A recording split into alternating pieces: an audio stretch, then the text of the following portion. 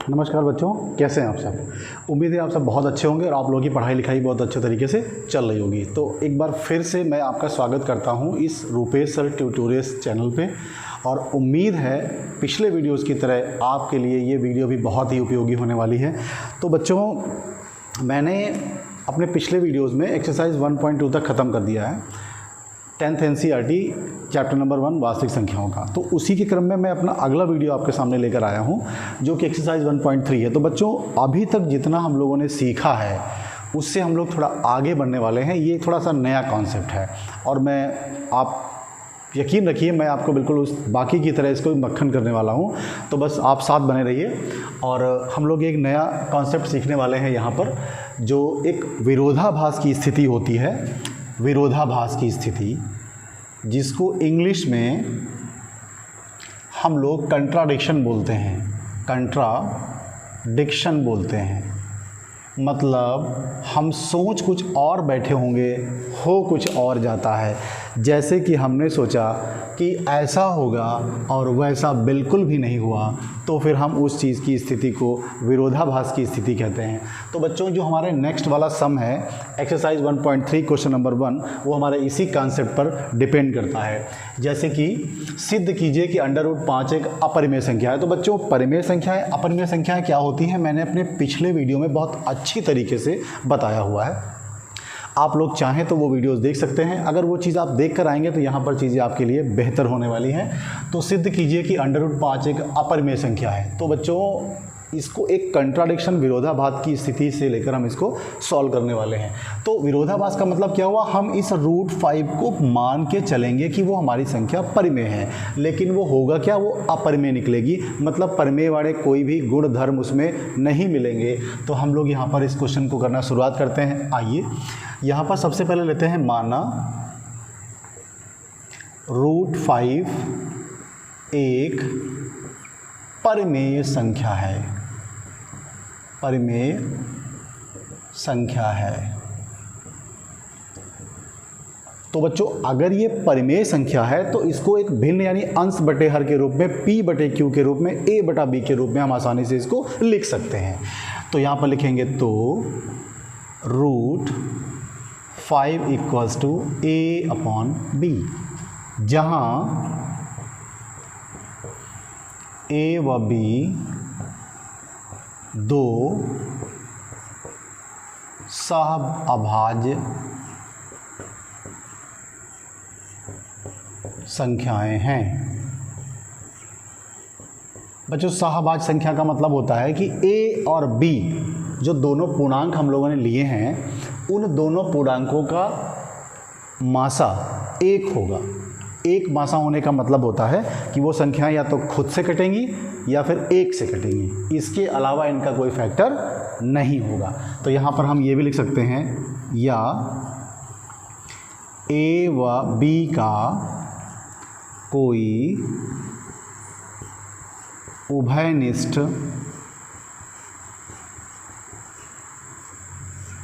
गुणनखंड नहीं होगा। बच्चों, इस बात को दिमाग में बैठाए रखिए, क्योंकि यही चीज़ विरोधाभास की स्थिति उत्पन्न करने वाली है। यहाँ पर गुणनखंड नहीं मिलेगा, मतलब एक ऐसी संख्या नहीं मिलेगी जो A और B दोनों को विभाजित कर दे। तो आइए हम शुरू करते हैं। ये चीज़ आपको नोट डाउन करनी होगी, इसके बगैर आपका सम सही नहीं माना जाएगा। तो बच्चों, अगर हमने √5 को A/B के रूप में कर रखा है तो हमारा दूसरा स्टेप क्या होना चाहिए, हम यहाँ पर क्या करेंगे, दोनों पक्षों में वर्ग करेंगे। दोनों पक्षों में वर्ग करेंगे। वर्ग करने पर मतलब इधर भी और इधर भी। तो बच्चों, √5 का अगर हम स्क्वायर करने वाले हैं तो फिर A/B का भी स्क्वायर करना पड़ेगा। तो √5 का स्क्वायर करेंगे तो हमको 5 मिलेगा। बच्चों, किसी भी रूट वाले नंबर का, जैसे यहाँ पे हमारा √x लिखा हुआ है, तो अगर इसका स्क्वायर हम करते हैं तो बच्चों केवल x रह जाता है। ऐसा होता क्यों है, क्योंकि x की पावर 1/2 होती है अगर हम रूट हटाते हैं, और ये स्क्वायर लिखते हैं तो ये पावर कैंसिल हो जाती है। हमारा इकलौता बेचारा x तड़पता हुआ बाहर निकल के चला आता है। इसलिए हम रूट वाले नंबर को अगर उसी नंबर से मल्टीप्लाई करते हैं तो विदाउट रूट के वो संख्या हमारे सामने आ जाती है। तो बच्चों 5 = क्या हो जाता है, a² बी स्क्वायर। यहाँ तक मेरे ख्याल से आपको आसानी से समझ में आया होगा। तो बच्चों हम यहाँ पर क्या देखने वाले हैं, क्रॉस मल्टीप्लाई अगर हम कर लेते हैं तो हमारा क्या हो जाएगा, 5b² equals to a square. तो अगर हमको सिर्फ और सिर्फ ए स्क्वायर की वैल्यू पता करनी हो तो बच्चों b² equals to a square upon 5 भी तो हो सकता है। अगर हम ऐसा लिखना चाहें b² इक्वल्स टू b² नहीं, यहाँ पे b होगा, मतलब अगर किसी संख्या का वर्ग किसी संख्या से विभाजित हो रहा है तो वो खुद संख्या जो होगी वो भी उससे विभाजित हो जाएगी। मतलब अगर ए स्क्वायर जो है वो 5 से डिवाइड हो रहा है, दैट मीन्स ए स्क्वायर 5 से डिवाइड हो रहा है, तो बच्चों ए भी 5 से डिवाइड होगा। वही कॉन्सेप्ट यहाँ पर हम लेकर चलते हैं। तो b इक्वल्स टू हमारा क्या हो जाएगा, a अपॉन 5। बच्चों ज़रा ध्यान से इस चीज़ को देखने वाले हैं हम लोग। ये कॉन्सेप्ट पहला हमारा यहाँ से निकल के आता है, तो पहला केस हमारा बाहर निकल के आता है। तो इससे हमको मिलता क्या है, हम यहाँ पर देख रहे हैं कि हमारा जो a है वो 5 से कट रहा है, डिवाइड हो रहा है। तो बच्चों यहाँ पर क्या लिखेंगे, यहाँ 5 a का एक गुणनखंड प्राप्त हुआ। बच्चों ध्यान से देखेंगे इस चीज़ को। उसके अलावा हमें एक चीज़ मिली है यहाँ पर, 5b² equals to a square.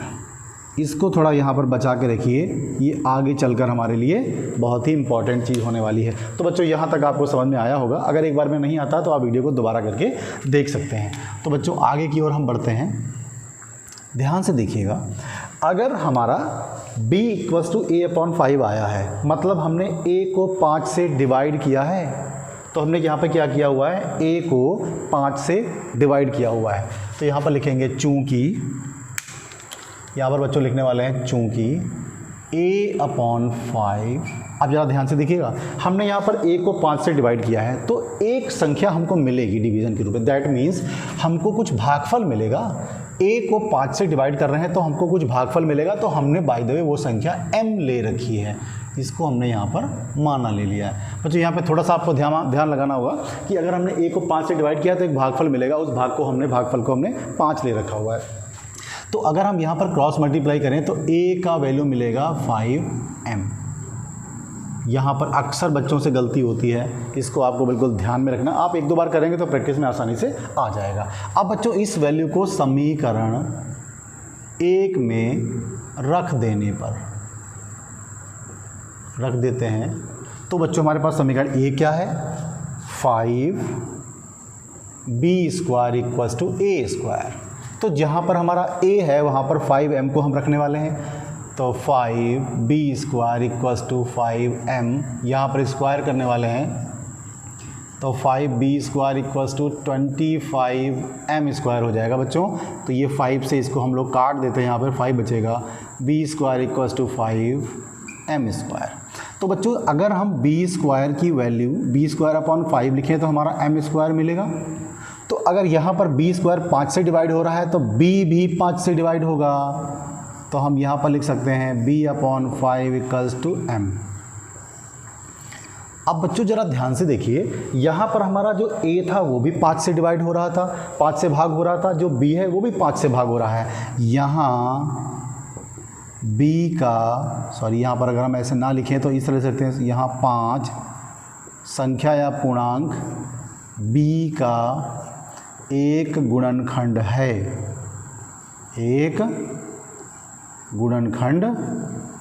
अब बच्चों ज़रा गौर से देखिए, हमारा 5 यहाँ पर भी गुणनखंड था, हमारा 5 यहाँ पर भी गुणनखंड है। मतलब 5 एक ऐसी संख्या है जो a और b दोनों को काट रही है। मतलब 5 इनका कॉमन फैक्टर है, और कॉमन फैक्टर हमको नहीं चाहिए था, कॉमन फैक्टर था ही नहीं तो फिर वो संख्या हमारी विरोधाभास की स्थिति में चली जाएगी। तो बच्चों यहाँ पर हम क्या देख रहे हैं, अतः a व b दोनों का उभयनिष्ठ गुणनखंड प्राप्त हो रहा है।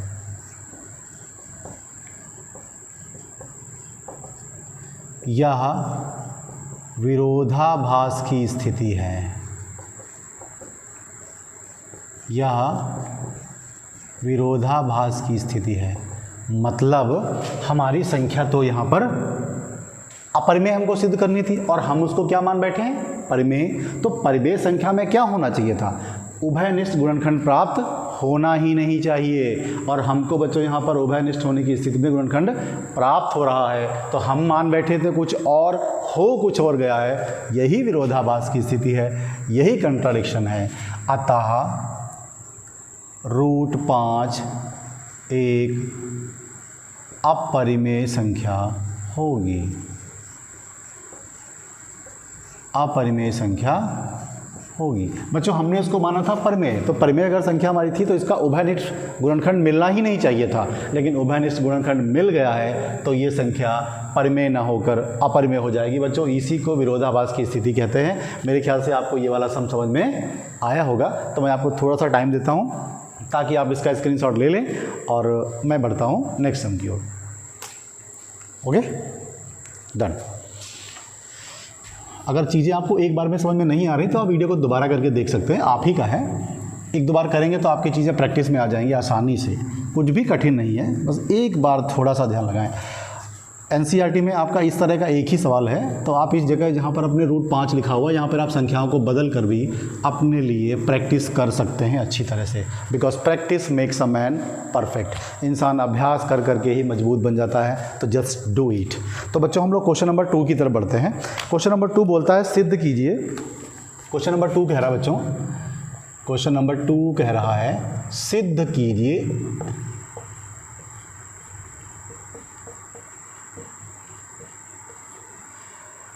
3 + 2√5 एक अपरिमेय संख्या है,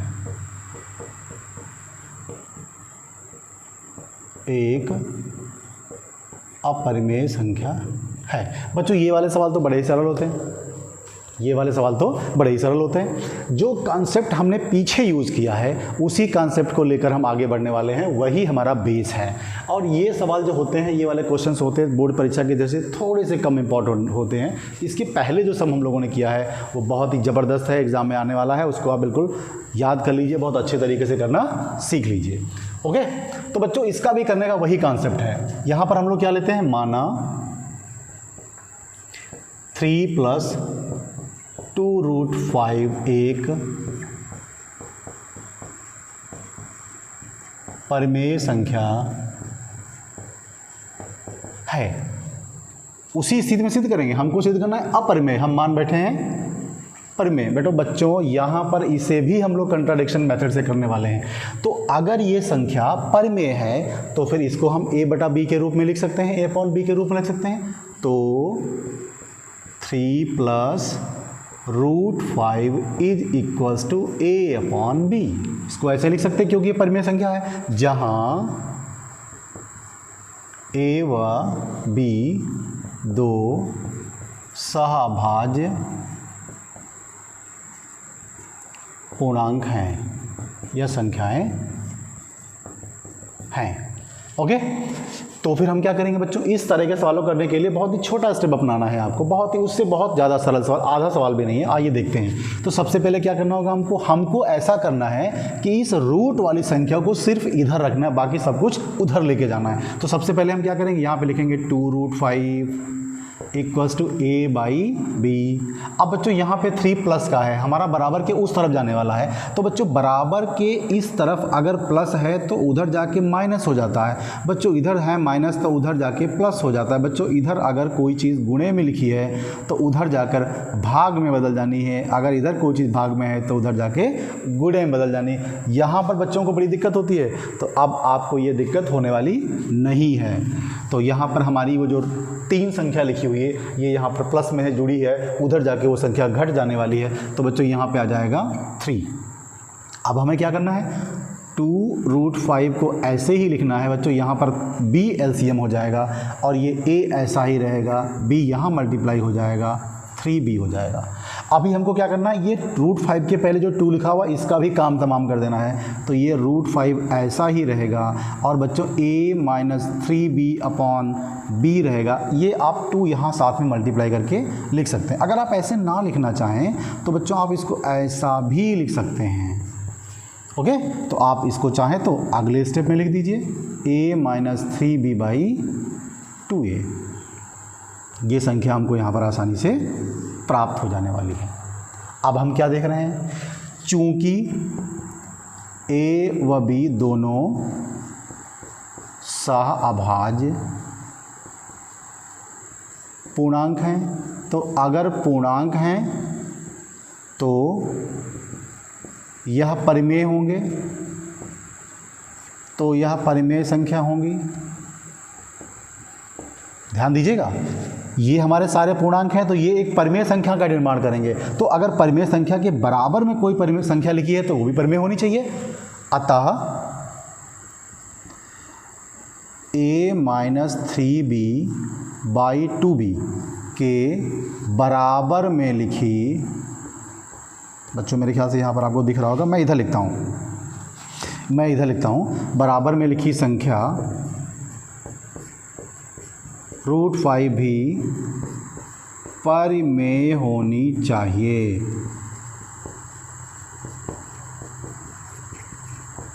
लेकिन यह एक विरोधाभास है। हम पहले इस बात को प्रूव कर चुके हैं, विरोधाभास है। तो √5 एक अपरिमेय संख्या है,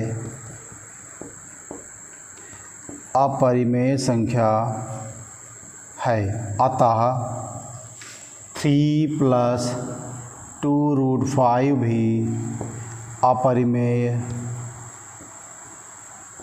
होगी। बच्चों इस तरह से हम लोग इस सम को करने वाले हैं। तो मेरे ख्याल से ये चीज़ आपको समझ में आई होगी। एक बार में नहीं आ रहा तो आप वीडियो को दोबारा करके देख सकते हैं। तो बच्चों अब हम लोग बढ़ते हैं क्वेश्चन नंबर 3 की तरफ। मैं थोड़ा सा आपको टाइम दे रहा हूँ ताकि आप स्क्रीनशॉट आसानी से ले सकें। ओके, 1-2 बार करके देखिए, चीज़ें प्रैक्टिस में आ जाएंगी। बहुत आसान लगेगा, कुछ भी कठिन नहीं है। आप थोड़ा सा दिमाग लगाएंगे, चीज़ें आपके लिए बिल्कुल क्रिस्टल होने वाली हैं, एकदम क्लियर। बच्चों क्वेश्चन नंबर 3 की ओर बढ़ते हैं हम लोग। अब इसी तरह के सम आने वाले हैं, बहुत छोटे छोटे सम आने वाले हैं। अब आपको सिद्ध करना है, सिद्ध कीजिए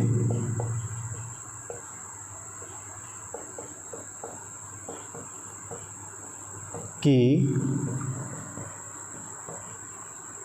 निम्न संख्याएं अपरिमेय हैं। निम्न संख्याएं अपरिमेय हैं। बच्चों क्वेश्चन नंबर इसका फर्स्ट पार्ट है 1/√2। क्वेश्चन नंबर 2 इसका पार्ट है 7√5 और क्वेश्चन नंबर 3 इसका पार्ट है 6 + √2। तो चलिए शुरू करते हैं। बहुत ही ईजी सम है। पहले क्वेश्चन 1 करना शुरू करते हैं। यहाँ लिखते हैं, माना 1/√2 एक परिमेय संख्या है। अगर संख्या परिमेय है तो बच्चों इसको 1/√2 को a/b के रूप में लिख सकते हैं, जहां a व b दो सहअभाज्य पूर्णांक हैं। ओके, आप क्या करने वाले हैं यहाँ पर हमें बच्चों, अगर हम इसको ऐसा लिख लें, क्रॉस मल्टीप्लाई कर लेते हैं, इस तरह से क्रॉस मल्टीप्लाई कर लेते हैं, तो ये हो जाएगा √2a = b। तो अगर √2 = हम b/a कर लें। ओके, अतः b व a पूर्णांक होने के कारण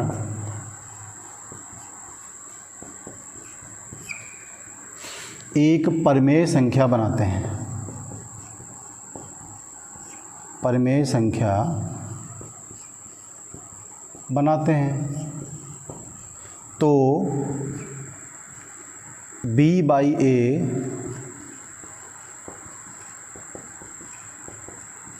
के बराबर में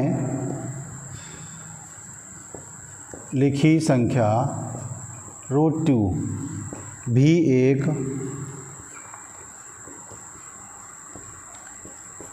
परिमेय संख्या होनी चाहिए, लेकिन यह एक विरोधाभास है।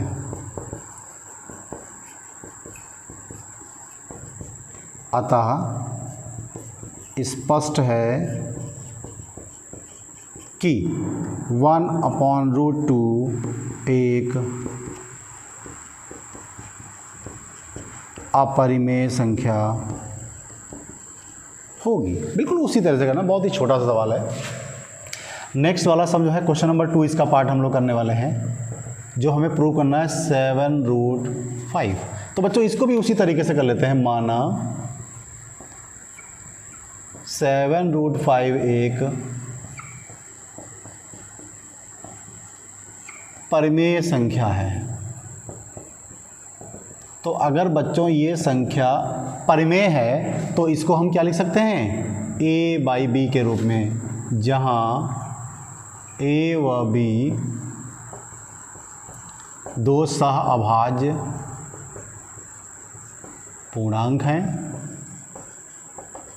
ओके, तो अगर दोनों सह अभाज्य पूर्णांक हैं बच्चों, तो फिर क्या होगा, ये एक परिमेय संख्या का निर्माण करेंगे। तो अब हमें करना क्या है, इस √5 को यहाँ पे रखना है, बाकी √7 का काम तमाम करके उधर ले जाना है। तो बच्चों हम इसको ऐसा भी लिख सकते हैं, a/7b। अब ये तो ठहरे दोनों पूर्णांक, तो अगर पूर्णांक है बच्चों तो ये परिमेय संख्या का निर्माण करेंगे। तो यहाँ पर लिखेंगे अतः a बाई बी एक परिमेय संख्या का निर्माण करते हैं, परिमेय संख्या का निर्माण करते हैं, लेकिन लिखने की ज़रूरत नहीं, परिमाण करते हैं। तो a/7b के बराबर में लिखी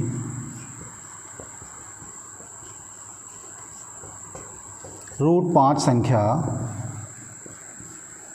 भी परिमेय होनी चाहिए।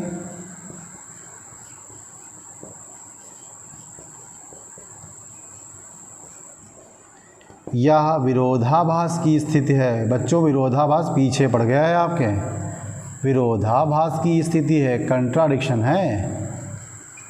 अतः 7√5 भी एक अपरिमेय संख्या होगी। ओके, इन सवालों में कैलकुलेशन से ज़्यादा लैंग्वेज लिखनी पड़ गई आपको। तो मेरे ख्याल से चीज़ें आपको समझ में आई होंगी, बहुत कुछ ज़्यादा इसमें नहीं करना था, तो बहुत ही आसान चीज़ें थी। अब ये क्वेश्चन बच गया है बच्चों, ये क्वेश्चन भी मैं आपके लिए किए देता हूँ, तब तक आप इसको आराम से नोट कर लीजिए। मैं आपको टाइम दे रहा हूँ, आप स्क्रीनशॉट आराम से ले सकते हैं। ओके, क्वेश्चन नंबर लास्ट है इस एक्सरसाइज का 6 + √2। बहुत ही आसान क्वेश्चन है बच्चों, इसी वाले मेथड से मैं करने वाला हूँ इसको। 6 + √3 जो क्वेश्चन नंबर 3 है आपका, 6 + √2, इसको हमें सिद्ध करके दिखाना है कि यह संख्या भी हमारी अपरिमेय संख्या है। तो बच्चों मान लीजिए, माना 6 + √2 एक परिमेय संख्या है। कैसी संख्या है, परिमेय संख्या है। अगर बच्चों ये परिमेय संख्या है तो इसको भी हम 6 + √2 को भी हम a/b के रूप में लिख सकते हैं, जहाँ a, b दो सह अभाज्य पूर्णांक हैं। पूर्णांक लिख दीजिए, संख्या लिख दीजिए, पूर्णांक हैं। तो ये फिर तुम्हारा मिलकर एक परिमेय संख्या का निर्माण करने वाले हैं। अब हम क्या करेंगे, इसको इस 6 को उधर ले जाइए, तो यहाँ पर लिखेंगे √2 = a/b - का 6। बच्चों हमारा थोड़ा राइटिंग गड़बड़ है, आप लोग अच्छा लिखिएगा, तो ये b और 6 में कन्फ्यूज मत होइएगा। तो अगर √2 यहाँ लिखेंगे तो यहाँ पर b हमारा LCM होगा, तो ये b यहाँ जाके मल्टीप्लाई हो जाएगा, a माइनस 6b रहेगा। 6 और b में अंतर देखिएगा, दोनों एक जैसे लगने वाले हैं। अब यहाँ लिखेंगे चूँकि यह एक पूर्णांक होने के कारण, a और b की बात हो रही है, होने के कारण एक परिमेय संख्या का निर्माण करेंगे। परिमेय संख्या का निर्माण करते हैं या परिमेय संख्या बनाते हैं, निर्माण करते हैं। अतः ऐसे इसको और छोटा कर देते हैं, लेकिन विरोधाभास की स्थिति से √2 एक अपरिमेय संख्या, यहाँ लिखते हैं अपरिमेय संख्या है, तो ये भी अपरिमेय हो जाएगी फिर तो, लेकिन ये तो विरोधाभास की स्थिति हो गई। अतः विरोधाभास से 6 प्लस √2 भी एक अपरिमेय संख्या होगी।